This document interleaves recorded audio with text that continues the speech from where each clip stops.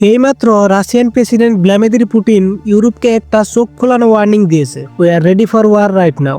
কেন পুতিনের এই গ্ল্যাম বিচার, কি দিয়ে ইউরোপকে ওয়ার্ন করলেন, আর ইউক্রেন পিস প্ল্যান আসলে কিসের উপর ঝুলে আছে, চলেন সবকিছু প্রথম থেকে বুঝে নেই।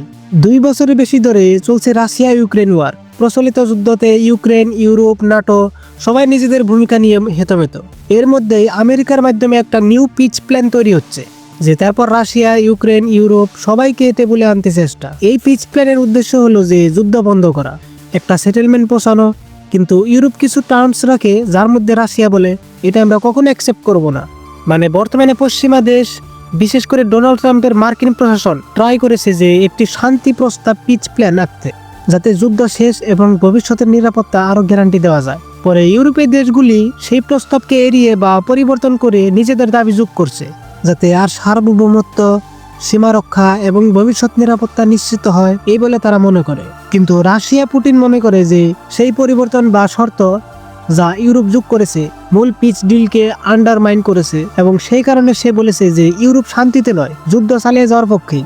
2 ডিসেম্বর 2025-এ মস্কোতে একটা ইনভেস্টমেন্ট ফোরামে পুতিন একদম ক্লিয়ার করে দিলেন যে ইউরোপ যদি ওয়ার চায়, রাশিয়া এখনই রেডি। তারপরে বলেন যে আমরা ওয়ার চাই না, কিন্তু যদি তোমরা শুরু করো আমরা প্রস্তুত। এই একটা কমেন্টেই ইউরোপ, নাটো, ইউক্রেন সব মহলে টেনশন বাড়ছে।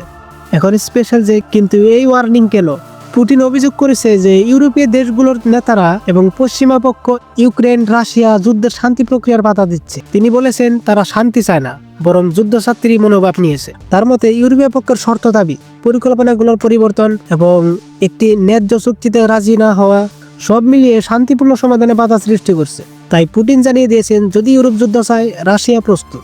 অর্থাৎ তিনি হুঁশিয়ারি দিচ্ছেন যে শান্তি প্রক্রিয়া ব্যাহত হলে রাশিয়া নিজেদের নিরাপত্তা এবং স্বার্থ রক্ষার পথে পদক্ষেপ নেবে।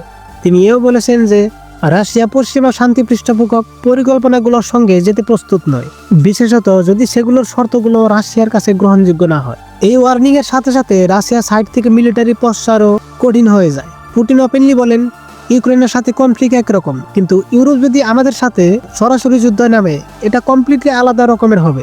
এটা শোনার পর অনেকে বলেছেন যে রাশিয়া নাকি ইউরোপকে ইনডাইরেক্টলি বলতে চায় যে ভালো করে ভাবো, আমাদের টেস্ট করার প্রয়োজন নেই। আরো ইন্টারেস্টিং যে পুতিন সব বলেন ঠিক তার আগেই যখন US envoy team including Steve Witkoff and Jared কোশনের মস্কো এসেছে পিচ প্ল্যান নিয়ে নেগোশিয়েট করতে।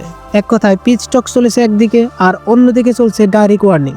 এটা গ্লোবালি একটা দুর্বল মোমেন্ট তৈরি করছে। শান্তির চেষ্টা চলছে, কিন্তু যুদ্ধের ভিতর একটা গরম হাওয়া। তো এখন এটা নিয়ে কি বোঝা যাচ্ছে, মানে ফিউচারে কি ইম্প্যাক্ট পড়তে পারে? ইউরোপ আর রাশিয়ার রিলেশন এখন খুব অশান্তি চলছে। পিচ প্ল্যান যখন টেবলে, তখন এইরকম অ্যাগ্রেসিভ স্টেটমেন্ট নেগোসিয়েশনকে আরো জটিল করে দিচ্ছে। ইউক্রেনের ফিউচার, ইউরোপের সিকিউরিটি আর গোটা বিশ্বর জিওপলিটিক্স এখন একটা অনিশ্চিত স্টেজে দাঁড়িয়ে। তো সবশেষে এখন ফোকাসে থাকা কথা হলো যে পুতিন ইউরোপিয়ান পলিটিশিয়ানগুলো ঠিক মতো ওয়ার্নিং দিছে, মানে পুরোপুরি 100 বারের মতো কম না। কিন্তু তারপরে যদি ইউরোপ যুদ্ধ চায় এবং শুরু করে, তাহলে আমরা টোটালি প্রস্তুত। Ursula von der Leyen, Macron এবং তাদের সহযোগীরা আমাদের যুদ্ধের দিকে নিয়ে যেতে চাইছে। তো এখন শেষে এক কথা, মানে শান্তি হতেও পারে, আবার কনফ্লিক্ট আবার বেড়েও যেতে পারে।